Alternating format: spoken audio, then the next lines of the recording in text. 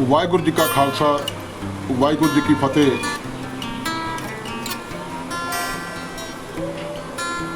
ਜਦੋਂ ਅਸੀਂ ਦੇਖਦੇ ਹਾਂ ਕਿ ਸਵੇਰੇ ਅੰਮ੍ਰਿਤ ਵੇਲੇ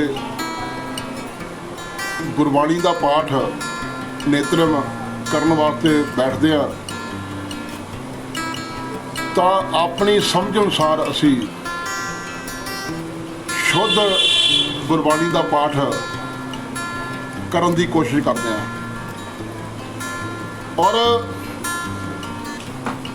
ਜਿਵੇਂ ਕੋਈ ਸਮਝ ਨਹੀਂ ਆਉਂਦੀ ਤਾਂ ਉਸ ਵਕਤ ਅਸੀਂ ਵੱਖ-ਵੱਖ ਪ੍ਰਚਾਰਕਾਂ, ਵੱਖ-ਵੱਖ ਹੈੱਡ ਗ੍ਰੰਥੀ ਸਾਹਿਬਾਨ, ਵੱਖ-ਵੱਖ ਕੀਰਤਨੀ ਜਥੇ, ਵੱਖ-ਵੱਖ ਢਾਡੀ ਜਥੇ ਜਿਨ੍ਹਾਂ ਨੇ ਨੈੱਟ ਤੇ YouTube ਤੇ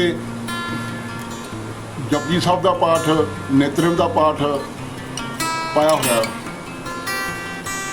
ਔਰ ਜਿਸ ਤਰੀਕੇ ਦੇ ਨਾਲ ਚਾਹੇ ਉਹ ਸੰਪਰਦਾਵਾਂ, ਚਾਹੇ ਉਹ ਟਕਸਾਲਾ, ਜਦੋਂ ਦੇਖਿਆ ਜਾਂਦਾ ਹੈ ਕਿ ਇਹਨਾਂ ਸਾਰਿਆਂ ਦੇ ਸ਼ਬਦਾਂ 'ਚ ਪਾਠ ਕਰਦਿਆਂ ਬਹੁਤ ਸਾਰੇ ਫਰਕ ਹੈ। ਤਾਂ ਆਮ ਇਨਸਾਨ ਜਿਹੜਾ ਗੁਰੂ ਨਾਲ ਜੁੜਿਆ, ਗੁਰੂ ਗ੍ਰੰਥ ਸਾਹਿਬ ਨਾਲ, ਉਹਨੂੰ ਸਮਝ ਨਹੀਂ ਆਉਂਦੀ ਕਿ ਅਸੀਂ ਕਿਸ ਤਰੀਕੇ ਦੇ ਨਾਲ ਕਿਹੜਾ ਪ੍ਰਚਾਰਕ, ਕਿਹੜੇ ਹੈੱਡ ਗ੍ਰੰਥੀ ਸਾਹਿਬਾਨ, ਕਿਹੜੇ ਟਕਸਾਲ ਦੇ ਪ੍ਰਚਾਰਕ ਜਾਂ ਕਾਲਜਾਂ ਦੇ ਪ੍ਰਚਾਰਕ ਜਾਂ ਕੋਈ ਹੋਰ ਕਿਸੇ ਕਿਸਮ ਦੇ ਜਿਹੜੇ ਲੋਕ ਹੈ ਉਹ ਪਾਠ ਕਰਦੇ ਆ, ਸ਼ੁੱਧ ਕਿਹੜਾ ਹੈ। ਕਿਉਂਕਿ ਹਰੇਕ ਇਨਸਾਨ ਨੂੰ ਇਹ ਕਿਤੇ ਨਾ ਕਿਤੋਂ ਤਾਂ ਸਿੱਖਿਆ ਲੈਣੀ ਪਏਗੀ ਕਿ ਗੁਰੂ ਗ੍ਰੰਥ ਸਾਹਿਬ ਨਾਲ ਜੁੜਨ ਵਾਸਤੇ ਸ਼ੁੱਧ ਬਾਣੀ ਦਾ ਪਾਠ ਕਰਨਾ ਕਿੰਨਾ ਮਹੱਤਵ ਰੱਖਦਾ ਹੈ। ਪਹਿਲੇ ਵੀ ਗੁਰੂ ਸਾਹਿਬਾਂ ਦੇ ਸਮੇਂ ਵੀ ਸ਼ੁੱਧ ਬਾਣੀ ਪੜ੍ਹਨ ਦਾ ਬੜਾ ਵੱਡਾ ਲਾਹਾ ਹੁੰਦਾ ਸੀ। ਗੁਰੂ ਸਾਹਿਬ ਬੜੇ ਪ੍ਰਸੰਨ ਹੁੰਦੇ ਸੀ। ਗੁਰੂ ਸਾਹਿਬ ਪ੍ਰਸੰਨ ਹੋ ਕੇ ਬੜੀ ਬੜੀਆਂ ਨਿਆਮਤਾਂ ਬਖਸ਼ਿਸ਼ਾਂ ਕਰਦੇ ਸੀ ਆਪਣੇ ਗੁਰਸਿੱਖਾਂ ਨੂੰ। ਤੇ ਜੇ ਇਤਿਹਾਸ ਦੀਆਂ ਬੁੱਕਾਂ ਪੜ੍ਹ ਲਈਏ, ਕਿਤਾਬਾਂ ਪੜ੍ਹ ਲਈਏ ਤੇ ਤਾਂ ਵੀ ਸਮਝ ਨਹੀਂ ਆਉਂਦੀ ਕਿ ਇੰਨਾ ਫਰਕ ਕਿਉਂ ਹੈ। ਕੋਈ ਇਤਿਹਾਸਕਾਰ ਕਿਸੇ ਤਰ੍ਹਾਂ ਦਾ ਲਿਖਦਾ, ਕੋਈ ਇਤਿਹਾਸਕਾਰ ਕਿਸੇ ਤਰ੍ਹਾਂ ਦਾ ਲਿਖਦਾ, ਕੋਈ ਇਤਿਹਾਸਕਾਰ ਕਿਸੇ ਤਰ੍ਹਾਂ ਦਾ ਲਿਖਦਾ, ਔਰ ਇੱਕ ਹੀ ਇਤਿਹਾਸ ਹੋਏਗਾ, ਉਹਦੇ ਵਿੱਚ ਫਰਕ ਹੋਏਗਾ। ਇਹ ਕਿੱਦਾਂ ਸਮਝ ਆਊਗੀ ਕਿ ਕੋਈ ਇਤਿਹਾਸਕਾਰ ਕੁਛ ਲਿਖ ਰਿਹਾ, ਕੋਈ ਇਤਿਹਾਸਕਾਰ ਕੁਛ ਲਿਖ ਰਿਹਾ? ਆਮ ਸੰਗਤ ਨੂੰ ਕਿਵੇਂ ਸਮਝ ਆਏਗੀ? ਸਾਡੀਆਂ ਵੱਡੀਆਂ ਸੰਸਥਾ ਸ਼੍ਰੀ ਅਕਾਲ ਤਖ਼ਤ ਸਾਹਿਬ, ਸ਼੍ਰੀ ਦਰਬਾਰ ਸਾਹਿਬ, ਸ਼੍ਰੋਮਣੀ ਗੁਰਦੁਆਰਾ ਪ੍ਰਬੰਧਕ ਕਮੇਟੀ, ਦਿੱਲੀ ਸਿੱਖ ਗੁਰਦੁਆਰਾ ਕਮੇਟੀ, ਵੱਡੇ ਵੱਡੀਆਂ ਕਾਲਜ, ਸੰਪਰਦਾਵਾਂ, ਬੜੇ ਬੜੇ ਪ੍ਰਚਾਰਕ ਜਿਹੜੇ ਹੈ ਉਹ ਇਸ ਗੱਲ ਨੂੰ ਅਸੀਂ ਕਲੀਅਰ ਨਹੀਂ ਕਰ ਪਾਏ ਅਸੀਂ ਕਿ ਇਹ ਜਿਹੜਾ ਗੁਰੂ ਗ੍ਰੰਥ ਸਾਹਿਬ ਦੀ ਗੁਰਬਾਣੀ ਤੇ ਇਤਿਹਾਸ ਸਾਡਾ ਐਕਚੁਅਲੀ ਹੈ ਕੀ ਹੈ। ਐਕਚੁਅਲੀ ਜਿਹੜਾ ਹੈ ਉਹ ਸਹੀ ਇਤਿਹਾਸ ਕੀ ਹੈ। ਜਿਹੜਾ ਇਤਿਹਾਸਕਾਰ ਉੱਠਦਾ ਹੈ ਉਹ ਆਪਣੇ ਤਰੀਕੇ ਦੇ ਨਾਲ ਇਤਿਹਾਸ ਲਿਖ ਦਿੰਦਾ ਹੈ ਤੇ ਲੋਕ ਉਹਨੂੰ ਪੜ੍ਹਦੇ ਆ ਤਾਂ ਸਮਝ ਨਹੀਂ ਆਉਂਦੀ। ਜੇ ਦੂਸਰਾ ਕੋਈ ਇਤਿਹਾਸਕਾਰ ਉਹਨੂੰ ਸਮਝ ਆਉਂਦੀ। ਸ਼ੁੱਧ ਗੁਰਬਾਣੀ ਪੜ੍ਹਨ ਦਾ ਸਿੱਖੀ ਵਿੱਚ ਬੜਾ ਲਾਹਾ। ਔਰ ਇੱਥੋਂ ਤੱਕ ਕਿ ਕਵੀ ਸੰਤੋਖ ਸਿੰਘ ਲਿਖਦੇ ਆ ਕਿ ਗੁਰੂ ਹਰਗੋਬਿੰਦ ਸਾਹਿਬ ਜੀ ਦੇ ਸਮੇਂ ਇੱਕ ਜਥਾ ਗੁਰੂ ਹਰਗੋਬਿੰਦ ਸਾਹਿਬ ਦੇ ਦਰਬਾਰ 'ਚ ਆਉਂਦਾ ਹੈ ਤਾਂ ਜਿੱਥੇ ਉਹ ਵੱਖ-ਵੱਖ ਨਿਆਮਤਾਂ ਲੈ ਕੇ ਆਉਂਦੇ ਆ, ਉੱਥੇ ਨਾਲ ਦੀ ਨਾਲ 5 ਬਹੁਤ ਹੀ ਸ਼ਾਨਦਾਰ, ਮਹਿੰਗੇ ਤੇ ਤੰਦਰੁਸਤ ਤਕੜੇ ਘੋੜੇ ਲੈ ਕੇ ਆਉਂਦੇ ਆ। ਹੁੰਦਾ ਕੀ ਹੈ, ਉਹ ਗੁਰੂ ਸਾਹਿਬ ਦੀ ਭੇਟਾ ਕਰ ਦਿੰਦੇ ਆ। ਇੱਕ ਘੋੜਾ ਗੁਰੂ ਸਾਹਿਬ ਆਪ ਰੱਖਦੇ ਆਪਣੇ ਕੋਲ, ਇੱਕ ਘੋੜਾ ਆਪਣੇ ਵੱਡੇ ਸਾਹਿਬਜ਼ਾਦੇ ਬਾਬਾ ਗੁਰਦਿੱਤਾ ਜੀ ਨੂੰ ਦਿੰਦੇ ਆ, ਇੱਕ ਘੋੜਾ ਸਿੱਖ ਕੌਮ ਦੇ ਮਹਾਨ ਜਰਨੈਲ ਭਾਈ ਬਿਧੀ ਚੰਦ ਨੂੰ ਦਿੰਦੇ ਆ, ਇੱਕ ਘੋੜਾ ਆਪਣੇ ਜਰਨੈਲ ਪੈਂਦੇ ਖਾਣ ਦਿੰਦੇ ਆ। ਇਹ ਘੋੜੇ ਉਹ ਬਣਦੇ, ਇੱਕ ਘੋੜਾ ਉਹਨਾਂ ਦੇ ਅਸਤਰਾਂ 'ਚ ਰਹਿੰਦਾ, ਉਹਨਾਂ ਕੋਲ ਰਹਿੰਦਾ ਕਿ ਮੌਕੇ ਵੇਲੇ ਕੰਮ ਆਏਗਾ। ਉਸ ਜਥੇ ਦੇ ਨਾਲ ਭਾਈ ਗੋਪਾਲਾ ਜੀ ਆਉਂਦੇ ਆ ਤੇ ਉਹ ਵੀ ਘੋੜੇ ਦੇਖ ਕੇ ਬੜੇ ਪ੍ਰਸੰਨ ਹੁੰਦੇ ਆ। ਦੂਸਰੇ ਦਿਨ ਗੁਰੂ ਹਰਗੋਬਿੰਦ ਸਾਹਿਬ ਦਾ ਦਰਬਾਰ ਲੱਗਦਾ ਹੈ। ਗੁਰੂ ਹਰਗੋਬਿੰਦ ਸਾਹਿਬ ਜੀ ਦਰਬਾਰ ਦੇ ਵਿੱਚ ਸਿੱਖਾਂ ਨੂੰ ਬੁਲਾਉਂਦੇ ਆ ਕਿ ਅੱਜ ਕੋਈ ਸਿੱਖ ਗੁਰੂ ਨਾਨਕ ਸਾਹਿਬ ਦੀ ਬਾਣੀ ਜਪਜੀ ਸਾਹਿਬ ਦਾ ਪਾਠ ਜਿਹੜਾ ਸ਼ੁੱਧ ਹੈ ਉਹ ਸਾਨੂੰ ਸੁਣਾਏਗਾ, ਅਸੀਂ ਸੁਣਾਂਗੇ। ਭਾਈ ਗੋਪਾਲਾ ਜੀ ਬੇਨਤੀ ਕਰਦਾ ਹੈ ਕਿ ਗੁਰੂ ਹਰਗੋਬਿੰਦ ਸਾਹਿਬ ਜੀ, ਮੈਂ ਤੁਹਾਡੀ ਕਿਰਪਾ ਦੇ ਨਾਲ ਕੋਸ਼ਿਸ਼ ਕਰ ਸਕਦਾ ਕਿ ਗੁਰਬਾਣੀ ਦਾ ਜਪਜੀ ਸਾਹਿਬ ਦਾ ਸ਼ੁੱਧ ਉਚਾਰਨ ਕਰਾਂ।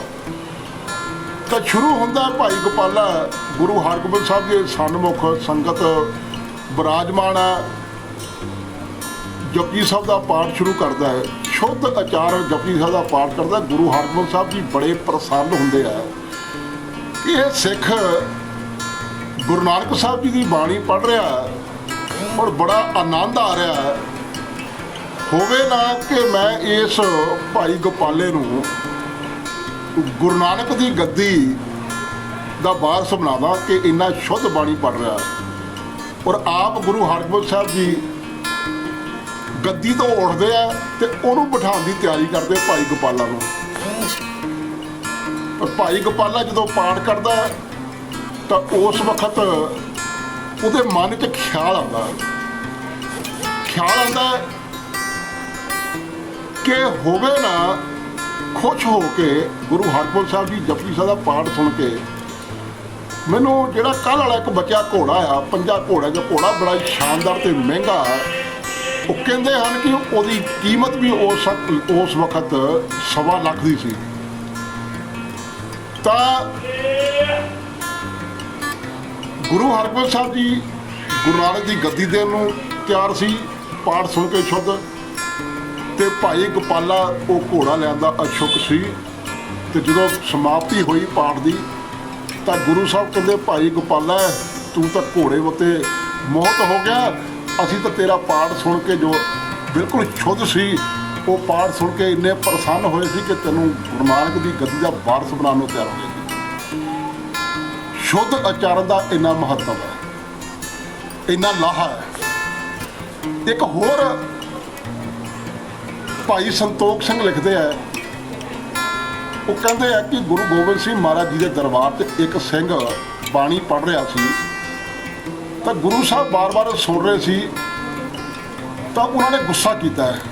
ਗੁਰੂ ਸਾਹਿਬ ਨੇ ਗੁੱਸਾ ਕੀਤਾ ਹੈ ਕਿ ਇਹ ਸਿੱਖ ਬਾਣੀ ਅਸ਼ੁੱਧ ਪੜ੍ਹ ਰਿਹਾ ਹੈ ਤੇ ਸਿੰਘਾਂ ਨੂੰ ਬੁਲਾ ਕੇ ਕਿਹਾ ਕਿ ਸਿੰਘੋ ਜਰਾ ਇਹਨੂੰ ਥੋੜ੍ਹਾ ਜਿਹਾ ਚਾਟਾ ਛਕਾਓ, ਇਹ ਬਾਣੀ ਜਿਹੜੀ ਹੈ ਇਹ ਅਸ਼ੁੱਧ ਪੜ੍ਹ ਰਿਹਾ, ਇਹਨੂੰ ਚਾਟਾ ਛਕਾਓ। ਜਦੋਂ ਸਿੰਘਾਂ ਨੇ ਜਾ ਕੇ ਉਹਨੂੰ ਚਾਟਾ ਛਕਾਇਆ ਤਾਂ ਉਹਨਾਂ ਨੇ ਪੁੱਛਿਆ ਗੁਰੂ ਸਾਹਿਬ ਨੂੰ ਆਣ ਕੇ, ਗੁਰੂ ਸਾਹਿਬ ਅਸੀਂ ਤੁਹਾਡੇ ਹੁਕਮ ਦੀ ਤਾਮੀਲ ਕੀਤੀ ਹੈ, ਤੁਹਾਡਾ ਹੁਕਮ ਬਜਾਇਆ, ਸਾਨੂੰ ਇਹ ਸਮਝ ਨਹੀਂ ਆਇਆ ਕਿ ਇਹ ਸਿੱਖ ਬਾਣੀ ਪੜ੍ਹ ਰਿਹਾ ਸੀਗਾ ਤੇ ਤੁਸੀਂ ਇਹਨੂੰ, ਇਹ ਉਹ ਇਤਿਹਾਸਕਾਰ ਵੀ ਲਿਖਦਾ ਕਿ ਸੋਟੀਆਂ ਮਾਰੀਆਂ ਗਈਆਂ, ਉਹਨੂੰ ਕਿਹਾ ਡਾਂਗਾ ਮਾਰੋ ਉਹਨੂੰ। ਤੇ ਗੁਰੂ ਸਾਹਿਬ ਨੇ ਸੰਗਤ ਸਿੰਘਾਂ ਨੂੰ ਕਿਹਾ ਕਿ ਇਹ ਬਾਣੀ ਗਲਤ ਪੜ੍ਹ ਰਿਹਾ ਸੀ, ਅਸ਼ੁੱਧ ਪੜ੍ਹ ਰਿਹਾ ਸੀ। ਕਰਤੇ ਕੀਮਤ ਕਰਤਾ ਜਾਣੈ ਕਹਿ ਜਾਣੇ ਗੁਰਸੂਰਾ। ਅਸਲ 'ਚ ਬਾਣੀ ਦੀ ਪੰਕਤੀ ਇਹ ਸੀ, ਇਹ ਪੜ੍ਹ ਰਿਹਾ ਸੀ ਕਰਤੇ ਕੀਮਤ ਕਰਤਾ ਜਾਣੈ ਕੇ ਜਾਣੇ ਗੁਰਸੂਰਾ। ਕੇ ਤੋਂ ਭਾਵ ਹੈ ਕਿ ਨਹੀਂ ਜਾਣਦਾ। ਹੁਣ ਇਸ ਪੰਕਤੀ ਦਾ ਮਤਲਬ ਆਉਂਦਾ ਸੀਗਾ, ਅਰਥ ਬਣਦੇ ਸੀ, ਭਾਵ ਅਰਥ ਕਿ ਪਰਮਾਤਮਾ ਦੀ ਕੁਦਰਤ ਨੂੰ ਜਾਂ ਪਰਮਾਤਮਾ ਜਾਣਦਾ ਜਾਂ ਗੁਰੂ ਸ਼ਬਦ ਗੁਰੂ ਸੂਰਾ ਜਾਣਦਾ। ਤਾਂ ਜਿਹੜਾ ਬਾਣੀ ਉਹ ਪੜ੍ਹ ਰਿਹਾ ਸੀ, ਉਹ ਪੜ੍ਹ ਰਿਹਾ ਸੀ ਕਰਤੇ ਕੀਮਤ ਕਰਤਾ ਜਾਣੇ ਕੇ ਜਾਣੇ ਗੁਰਸੂਰਾ। ਉਹ ਕਿ ਕਰਤੇ ਦੀ ਕੁਦਰਤ ਦੀ ਕਾਦਰ ਜਿਹੜੀ ਹੈ ਉਹ ਕਰਤਾ ਆਪ ਹੀ ਜਾਣਦਾ, ਗੁਰੂ ਸੂਰਾ ਕੁਛ ਨਹੀਂ ਜਾਣਦਾ। ਇਸ ਦਾ ਮਤਲਬ ਇਹ ਸੀ ਕਿ ਕਰਤੇ ਕੀਮਤ ਕਰਤਾ ਜਾਣੈ ਕਹਿ ਜਾਣੇ ਗੁਰਸੂਰਾ। ਇਸ ਦਾ ਮਤਲਬ ਇਹ ਸੀ ਕਿ ਪਰਮਾਤਮਾ ਆਪਣੀ ਕੁਦਰਤ ਦੀ ਕਾਦਰ, ਆਪਣੀ ਕੁਦਰਤ ਦੀ ਖੋਦੀ ਜਾਣਦਾ ਔਰ ਜਾਂ ਫਿਰ ਸ਼ਬਦ ਗੁਰੂ ਸੂਰਾ ਜਾਣਦਾ। ਇਸ ਕਰਕੇ ਅਸੀਂ ਹੈਰਾਨ ਹੁੰਦੇ ਹਾਂ ਕਿ ਅਲੱਗ-ਅਲੱਗ ਗੁਰਬਾਣੀ ਦਾ ਪਾਠ ਪੜ੍ਹਨਾ ਔਰ ਉਹਦੇ 'ਚ ਫਰਕ ਹੋਣਾ, ਇਹ ਸਾਡੀ ਬਹੁਤ ਹੀ ਰਸਾਤਲ ਵਾਲੀ ਗੱਲ ਹੈ। ਸਾਨੂੰ ਇਹ ਪਤਾ ਹੋਣਾ ਚਾਹੀਦਾ ਕਿ ਅਥਾਰਟੀ ਹੋਣੀ ਚਾਹੀਦੀ ਹੈ, ਜਿਹੜੀ ਅਥਾਰਟੀ ਇਹ ਫੈਸਲਾ ਕਰੇ ਕਿ ਸ਼ੁੱਧ ਬਾਣੀ ਦਾ ਪਾਠ ਕਿਹੜਾ ਹੈ ਜਾਂ ਅਸ਼ੁੱਧ ਕਿਹੜਾ ਹੈ। ਇਸ ਕਰਕੇ ਮੈਂ ਇਹ ਸਮਝਿਆ ਕਿ ਸੰਗਤ ਨਾਲ ਇਹ ਸਾਂਝ ਪਾਣੀ ਬੜੀ ਜ਼ਰੂਰੀ ਹੈ, ਕਿਉਂਕਿ ਜਦੋਂ ਅਸੀਂ ਕਿਤਾਬਾਂ ਪੜ੍ਹਦੇ ਹਾਂ ਜਾਂ YouTube 'ਤੇ ਪਾਠ ਸੁਣਦੇ ਹਾਂ ਜਾਂ ਅਸੀਂ TV 'ਤੇ ਪਾਠ ਸੁਣਦੇ ਹਾਂ ਤਾਂ ਸਾਨੂੰ ਉਹਦੇ ਵੱਖ-ਵੱਖ ਬੁਲਾਰਿਆਂ ਦਾ ਫਰਕ ਨਜ਼ਰ ਆਉਂਦਾ ਅਤੇ ਉਹ ਫਰਕ ਜਿਹੜਾ ਹੈ ਉਹ ਨਹੀਂ ਹੋਣਾ ਚਾਹੀਦਾ। ਐਡੀਆਂ ਵੱਡੀਆਂ ਗੁਰੂ ਸਾਹਿਬ ਨੇ ਸਾਨੂੰ ਨਿਆਮਤਾਂ ਬਖਸ਼ੀਆਂ, ਐਡਾ ਵੱਡਾ ਗੁਰੂ ਗ੍ਰੰਥ ਸਾਹਿਬ ਦੇ ਉਪਦੇਸ਼ ਹੈ। ਗੁਰੂ ਗੋਬਿੰਦ ਸਿੰਘ ਮਹਾਰਾਜ ਜੀ ਨੇ ਆਪ ਸਾਡੇ 'ਤੇ ਕਿਰਪਾ ਕੀਤੀ ਹੈ। ਇਸ ਕਰਕੇ ਸਾਨੂੰ ਸ਼ੁੱਧ ਬਾਣੀ ਦਾ ਪਾਠ ਪੜ੍ਹਨਾ ਚਾਹੀਦਾ ਔਰ ਸਾਨੂੰ ਪਤਾ ਹੋਣਾ ਚਾਹੀਦਾ ਕਿ ਬਾਣੀ ਦਾ ਸ਼ੁੱਧ ਪਾਠ ਕੀ ਆ ਅਤੇ ਅਸ਼ੁੱਧ ਪਾਠ ਕੀ ਆ। ਜੇ ਅਸੀਂ ਬਾਣੀ ਦਾ ਅਸ਼ੁੱਧ ਉਚਾਰਨ ਜਿਹੜਾ ਹੈਗਾ ਉਹ ਸਹੀ ਤਰੀਕੇ ਦੇ ਨਾਲ ਵਿਆਕਰਨ ਦੇ ਹਿਸਾਬ ਨਾਲ ਨਾ ਕੀਤਾ ਤੇ ਅਰਥਾਂ ਦੇ ਅਨਰਥ ਹੋ ਜਾਂਦੇ। ਮੈਂ ਇੱਕ ਵੈਸੇ ਪੰਕਤੀ ਦੀ ਗੱਲ ਕਰ ਲਾਂ, ਆਮ ਕਿਸੇ ਲਿਖਾਰੀਆਂ ਲਿਖੀ ਹੈ, ਉਹ ਲਿਖਦਾ ਇੱਕ ਹੀ ਪੰਕਤੀ ਹੈ, ਇੱਕ ਹੀ ਲਾਈਨ ਹੈ ਔਰ ਉਹਦੇ ਅਰਥ ਦੋ ਹੈ, ਸਿਰਫ ਵਿਸ਼ਰਾਮ ਹੀ ਫਰਕ ਹੈਗਾ। ਉਹ ਲਿਖਦਾ ਰੋਕੋ ਮਤ ਜਾਣੇ ਦਿਓ, ਇਹਦਾ ਮਤਲਬ ਹੈ ਕਿ ਰੋਕ ਲਓ ਜਾਂ ਨਾ ਦਿਓ।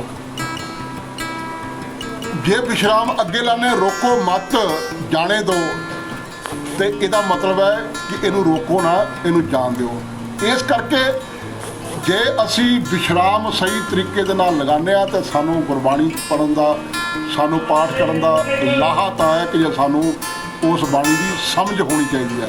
ਇਸ ਕਰਕੇ ਘੱਟ ਤੋਂ ਘੱਟ ਅਸੀਂ ਗੁਰੂ ਗ੍ਰੰਥ ਸਾਹਿਬ ਦੇ ਜਿਹੜੇ ਜਿਵੇਂ ਜਪਜੀ ਸਾਹਿਬ ਆ, ਜਾਪ ਸਾਹਿਬ ਆ, ਸਵਈਏ ਆ, ਚੌਪਈ ਸਾਹਿਬ ਆ, ਆਨੰਦ ਸਾਹਿਬ ਆ, ਇਹ ਸ਼ੁੱਧ ਜਿਹੜੇ ਆ ਉਹ ਪੜ੍ਹਨੇ ਚਾਹੀਦੇ ਆ ਸਾਨੂੰ, ਤਾਂ ਕਿ ਇਸ ਦਾ ਨਿੱਜੀ ਤੌਰ 'ਤੇ ਜਦੋਂ ਅਸੀਂ ਪਾਠ ਕਰਦੇ ਹਾਂ ਉਹ ਆਤਮਿਕ ਗਿਆਨ ਹੋ ਸਕੇ, ਆਤਮਿਕ ਸਾਨੂੰ ਲਾਹਾ ਹੋ ਸਕੇ, ਅਸੀਂ ਆਪਣੇ ਜੀਵਨ ਵਿੱਚ ਬਾਣੀ ਪੜ੍ਹ ਕੇ ਉਹਨੂੰ ਢਾਲ ਸਕੀਏ ਔਰ ਉਸ 'ਤੇ ਚੱਲ ਸਕੀਏ।